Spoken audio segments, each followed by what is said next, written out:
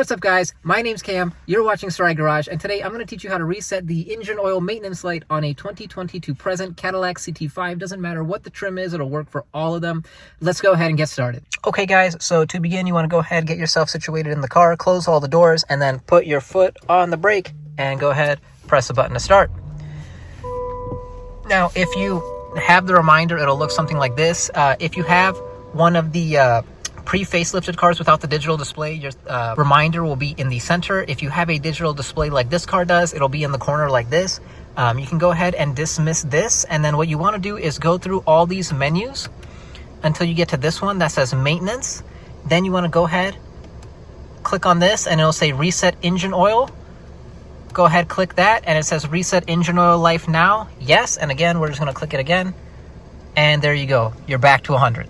Alright guys, well there you have it. A little bit rushed because my cameraman here, Sahib, is rushing me for his basketball game, but hopefully it was quick and easy and you guys can kind of guide yourselves through it with just this little information. As always, I hope you guys found this video interesting and I hope it helped you guys out. If it did, please help me out by dropping a thumbs up down below, and there's not much more to it guys. I will see you all next video. See ya!